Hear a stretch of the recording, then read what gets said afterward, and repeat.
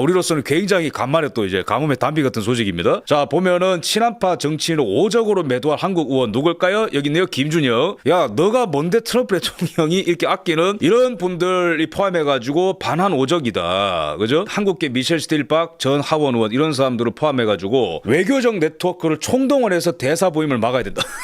김준영 왜 저런 말 했을까요? 여러 가지가 있겠죠, 그죠? 아니, 모스탄 대사님이랑 그다음 고선찬 변호사님이 워낙 이재명을 찰지게 잘 때리니까 싫었겠지. 그다음에 영김 의원과 미셸팍 의원 같은 경우에는 아주 강력한 반중 노선이고 트럼프 대통령의 이제 외교 노선을 이제 지지하는 이제 그런 노선에 있습니다. 또 영김 의원 같은 경우에는 진학 탄핵 전국 때 정말 중요한 말씀하셨죠. 지금 대한민국에서 탄핵을 주도하는 세력은 굉장히 위험하다. 한미일 동맹 연결고리를 위협하는 세력들이다. 그다음에 태극기를 들고 광화문에서 운동을 하고 있는 애국자들이 이렇게 많은데 지금 서방 언론들이 외면하고 있고 이거는 바로 중국의 공작으로 보인다. 가장 선명한 메시지를 내놓던 분이에요, 사실. 그래서 이제 김준영이 같은 경우는 눈을 부라리면서 이런 사람들 입국 다 때려 막아라. 그래, 만약에 여기서 좌파들의 딜레마가 뭐냐면은 트럼프 대통령이 대사를 지명하잖아요. 그러면은 주권 국가들끼리는 아그레망이라고 해가지고 동의를 받아야 돼요. 이재명의 딜레마는 뭐냐면은 만약에 미셸팍을 거부하게 되면은 트럼프 대통령이랑 싸우자는 거고요. 어그리를 하게 되면은 이제 앞으로 대한민국에서 아주 재밌는 일들이 많이 일어날 겁니다. 지금 자유대학 반중 집회 막 금지하고 막 그러죠. 정신 나간 것들이. 그 다음에 또 보면은 신안에 염전 강제 노역하는 사람들 문제 삼았죠. 한국 대사관에서 서해 구조물에 대해서도 문제 삼았단 말이에요. 근데 이분은 더 세요. 미셸팍 의원이 이재명이가 정권 탈취하기 이전에 박스뉴스에서 나와서 한 말이 굉장히 중요해요. 박스뉴스에서 앵커가 뭐라 얘기했냐면은 윤석열 전 대통령은 중국의 서해 동중국해 침략 반대와 관련해서 미국과 긴밀히 협력했다. 그러나 이재명의 노선은 외교적 리스크가 있다라는 식으로 얘기한 거예요. 박스뉴스가. 중국의 샤샤 뭐 대만의 샤샤 뭐 이렇게 잡아냈으니까. 그래서 박스뉴스가 먼저 이재명이 마음에 안 든다고 밑밥을 깔고 그 다음에 미셸팍 의원이 당시 이제 무슨 얘기했냐면은 중국의 아시아 지역 내의 괴롭힘은 국제사회에 많은 우려를 남긴다. 중국은 이미 전 세계 대만을 점령하겠다고 밝힌다. 그 다음은 어디가 될까? 한국, 일본, 필리핀. 그러니까 사실상 이건 만약에 짜이밍이 되면은 중국이 한국을 이렇게 꿀꺽할 수 있다. 이제 이런 경고를 한 거죠. 중국은 항상 확장하기 위해서 싸워왔다. 미국은 항상 중국을 멈추랬다. 왜냐면은 한국과 일본은 가장 큰 동맹국이다. 이런 인식을 갖고 있는 분을 트럼프 대통령이 딱 지명을 했다는 거죠. 이거는 어떤 싸움이 벌어질 것 같냐면은 한번 말레이시아에서 난리가 난 적이 있습니다. 뭐냐면 주 말레이시아 미국 대사 닉 아담스를 거부하는 운동이 있었습니다. 작년에. 여기가 이슬람 국가 아닙니까, 말레이시아가. 근데 트럼프 대통령이 반 이슬람 인사를 지명한 거예요. 닉 아담스가 무슨 얘기를 한 적이 있냐면은 이스라엘을 지지하지 않는다면 당신은 테러리스트와 함께하는 것이다라고 하는 말을 한 닉 아담스라는 분을 이슬람 국가의 대사로 지명했단 말이에요. 우리나라의 좌파 탈레반들이 앞으로 이제 이런 싸움을 할 가능성이 큽니다. 반중 미셸팍 물러가라. 트럼프는 내정 간섭을 멈춰라. 아마 이런 시위를 아마 광화문에서 할 건데 그래서 미셸 스틸박 대사 이제 후보님 신변에 조심해야 된다. 한국에는 이 이슬람 테러리스트보다 더 위험한 사람들이 많아요. 이 대사 코드를 보면 알 수 있는데 트럼프 대통령이 1기 때에 해리 해리스를 지명한 적이 있어요. 이때도 공백 기간이 굉장히 길었어요. 1년 6개월. 해리 해리스가 군 출신이기 때문에 중국과 북한에 대해서 굉장히 강한 말을 많이 했었죠. 그죠? 근데 이 필립 골드버 같은 경우에는 바이든 때 들어온 사람인데 굉장히 제가 안 좋아합니다. 왜냐면 윤 대통령 계엄령을 계속 시비 걸었어요. 대사인데도. 저런 말 하면 안 되거든요. 그래서 대통령이 어떻게 이런 일을 하나 이러면서 바이든 정권에서 국무부와 대사관을 통해서 윤 대통령의 계엄령을 굉장히 강하게 비판했단 말이에요. 그 다음에 골드버거가 잘리고 공석이 이제 길었다라는 건데 제가 봤을 때는 트럼프 대통령 이거는 지금의 추측인데 어쨌든 마지막 무대가 한국이란 걸 알아요. 그래서 트럼프 대통령 취임할 때 주한미군 실시간으로 얘기했잖아요. 그거 기억나시죠? 그죠? 제가 그걸 보고 생각했어요. 트럼프 대통령의 마음속에는 마지막 무대는 코리아다. 근데 여기를 굳이 1년간 언급을 잘 안 하는 이유는 가장 예민하고 가장 폭발력 있는 지역이기 때문에 어떻게 보면은 전 세계 군사력 1, 2, 3, 4, 5가 다 모여있잖아요. 가장 예민한 지역이고 가장 핵보유 국가들이 많기 때문에 예민하단 말이야. 그래서 베네수엘라, 서방구, 중동이 지금 정리가 되고 쿠바까지 정리가 되고 푸틴도 이제 힘을 못 쓰게 되고 이런 흐름 속에서 트럼프 대통령이 결단한 게 아닐까. 여기도 이제는 신경을 살뜰하게 써야 되고 강력한 반중 코드를 넣어서 중국이 자극을 받든 말든 간에 카운터어택 놔야 된다. 왜냐면 최근에 왕이 외교부장이 북한 방문해가지고 김정은이한테 시진핑의 대만 통일 지지 선언을 받아내고 그랬잖아요. 그 다음에 대만의 국민당 친중 야당 대표를 시진핑이 불렀죠. 그죠? 그래서 이런 어떤 흐름 가운데 미셸 스틸박이라고 하는 강력한 반중 노선에 있는 분을 이제 지명을 했다. 그럼 이분을 놓고 앞으로 엄청난 설왕설래와 싸움이 있을 가능성이 큽니다. 왜냐면 이분이 역사관도 최고예요. 왜냐면 미국 의회에서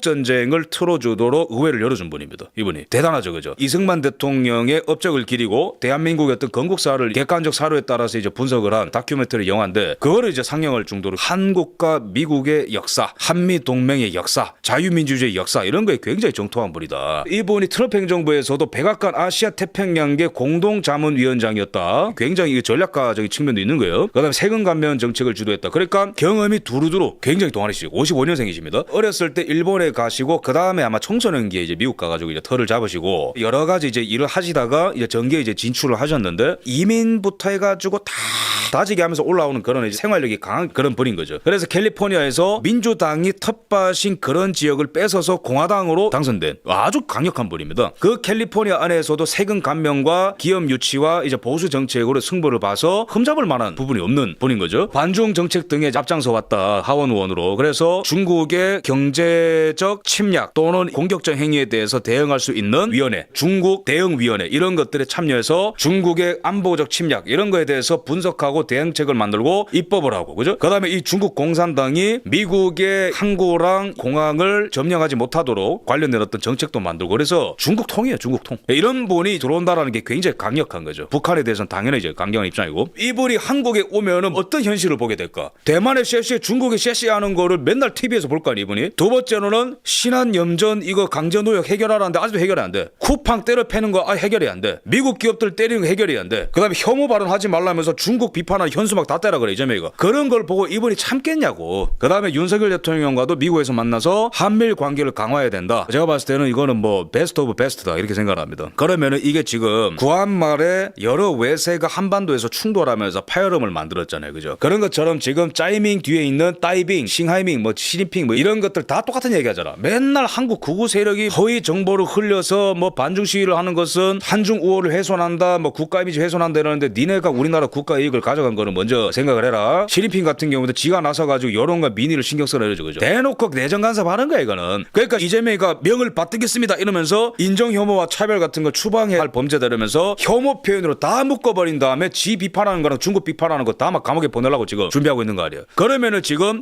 정통방법이랑 온풀법을 왜 비판하고 갔겠어요? 얼마 전에 사라 로저스 국무부 차관보가 그런 거 하지 말라는 거야. 반중을 혐오로 규정하고 이재명에 대한 비판을 혐오로 규정하고 하지 말라는 거죠. 그래서 미셸 팍이 오면 이런 디테일한 부분들을 더 챙겨서 본국에다가 보고를 할 것이고 미국 국무부랑 이 전쟁부 차원에서 대응책이 마련될 것이다 이렇게 지금 보고 있습니다. 그래서 자유대학이 반중 집회하고는 뭐 혐중구호 하지 말라고 이게 말이 안 된다라는 거지. 서울 한복판에서 이런 시위를 막는다는 것 자체가. 자 그러면은 지금 지정학적 배경을 봤을 때에 미셸 팍 의원의 지명을 이해할 수 있는 부분이 있다. 첫 번째, 대만의 친중 야당 대표를 불러서 시진핑이가 며칠 전에 회담을 했고 차기 총통 선거에 대해서 논의했단 말이야. 이건 내정 간섭 아니에요? 왕이 외교부장이 같은 시기에 같은 타이밍에 북한에 가서 김정은으로부터 중국의 대만 통일을 지지한다라는 발언을 드러냈어요. 이거는 지금 트럼프 대통령이 5월 중순에 방중을 하기 앞서서 북한과 대만은 무조건 중국 거다. 대만은 중국과 한민족이고 김정은은 절대로 미국 편에 붙지 않는다. 이렇게 딱 선을 그은 거거든요. 그러니까 지정학적으로는 제1도련선을 그어놓은 것이 얘네들의 전략인데 미셸 팍 의원을 지명함으로써 호락호락하지 않다. 우리도 맞대응하겠다. 지금 강력한 한 수를 두면서 중국의 동아시아 지배 전략에 이제 제동을 거는 트럼프 대통령의 지명이 이렇게 보겠습니다. 자, 케빈 킴 대사 대리가 70일 만에 미국 복귀했는데 이때는 말이 많았어요. 왜냐면 이때도 공백이 길었는데 겨우 대사 대리를 임명했더니 70일 만에 그만두고 미국 가버렸어요. 이걸 두고 말이 많았는데 가장 유력한 거는 트럼프 대통령이 협상팀을 꾸리기 위해서 데려간 것이다. 케빈 킴 유명하고 유능한 분입니다. 국무부에서. 국립외교원의 교수가 말하는 게 저는 맞다고 봅니다. 대북 협상팀이 보다 더 본격적으로 꾸려지고 활동하기 위한 북미 정상회담 준비를 위한 포석이 아닌가라고 이제 분석을 하는데 좀 맞다고 봐요. 왜냐면 트럼프 대통령의 전략을 잘 보세요. 어제와 오늘 넘어오는 밤에 올라온 기사인데 한 손에는 봉쇄, 한 손에는 공습. 이게 트럼프의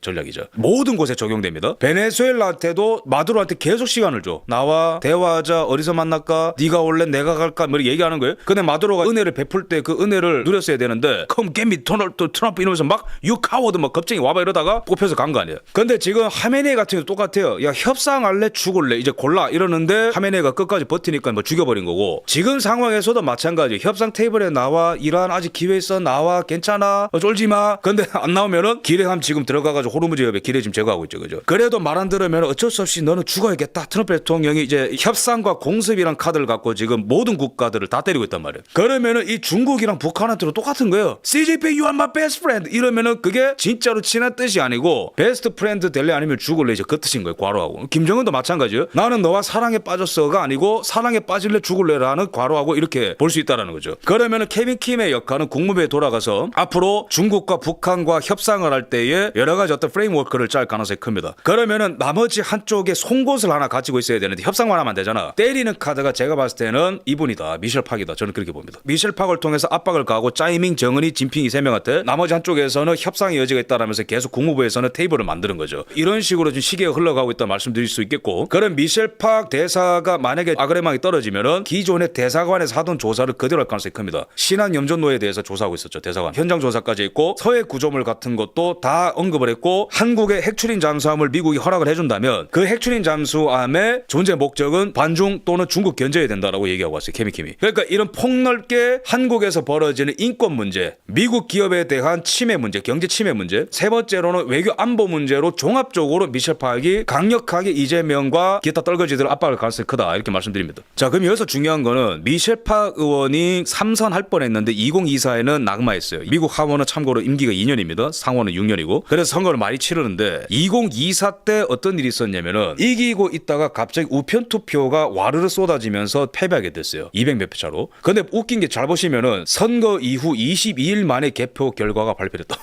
이거 어떻게 보십니까? 이게 제가 미국 부정선거 정말 몇천 케이스 연구해가지고 책 쓴 사람 아니에요. 정말 극악무도한 주들이 있거든요. 제일 괜찮은 주가 플로리다, 텍사스 공화당 주들은 괜찮아요. 외국인들 투표 못하고 신분증 체크하고 우편 투표 해지한 데도 있고 아니면 못 들어오게 하는 데도 있고 선거 이후로는. 근데 캘리포니아는 어떠한 제한이 없습니다. 그냥 지나가다가 투표하면 돼요. 영어 못해도 들어가서 하면 돼. 뉴욕 같은 데는 여러분 말이죠. 한자랑 아랍어로 투표소를 안내하고 있어요. 영어 못해도 돼. 괜찮아. 뉴욕은. 제가 지나가서 보고 깜짝 놀랐어. 이 캘리포니아는 그냥 말 그대로 디제스터 재앙존이 재앙존. 그러니까 외국인도 투표할 수 있고 한번 투표했는데 들어가서 또 투표할 수 있고 우편 투표를 그냥 막 만들어가지고 몇백 개 때려놓을 수 있고 여기서 한번 당한 적이 있기 때문에 제가 이제 미셸 팍 의원에 대해서 이제 좀 돌아서 좀 얘기를 좀 들어보니까 대놓고 부정선거다라고 주장은 한 흔적은 없어요. 근데 이제 이분이 어떤 입장이냐면은 중국 공산당이 만악의 근원이다. 첫 번째 전제입니다. 이번의 전제가. 근데 글로벌 부정선거 또한 중국이 한 거 아니겠냐라는 입장이에요. 이분이. 뭔가 퍼즐이 되는 거죠. 왜 한국에 왔을까? 우리가 과도한 기대를 하는 건 금물이지만 이러한 성향의 인물이라는 거는 알 필요가 있다라는 거죠. 알 필요가 있다. 그 다음에 전략이 나오는 거죠. 바른 인식 위에. 그죠? 오해하지 마세요. 이런 이력 있다 해서 막 다 해준다 절대 그러지 않아. 왜냐면 트럼프 1기 때도 해리 해리스가 강성이고 군 출신이기 때문에 문재인 잡아간다. 막 그렇게 막 당시에 막 답답하니까 박근혜 탄핵 이후에 그런 여론도 있었는데 그렇게는 안 됐어요. 그죠? 그래서 어쨌든 이런 인식을 갖고 있는 분이라는 거를 알 필요가 있다라는 거죠. 김민전 의원이 이제 말을 하는 것처럼 절묘한 타이밍이다. 왜? 야당 대표를 백악관으로 부르는 동시에 1년 이상 공석이던 주한미 대사를 임명하고 일단은 좀 냉정하게 말씀드리자면은 백악관에 들어간다라는 게 뭐 NSC가 될 수도 있고 국가안보회의 우리가 뭐 생각하는 뭐 더 높은 사람들일 수도 있고 또는 뭐 다른 어떤 뭐 비서실이 될 수도 있고 그건 몰라. 근데 어쨌든 김민전 의원이 띄운 거는 뭐 생각해볼 만한 지점이라는 거죠. 무조건 인과관계가 그렇다라는 게 아니고 타이밍이 왜 이렇지? 한번 우리 생각해볼 만하다는 거지. 당대표가 지방선거 전에 급히 미국으로 갔고 그 다음에 이 타이밍에 강력한 반중 인사인 미셸 팍이 지명이 되었다.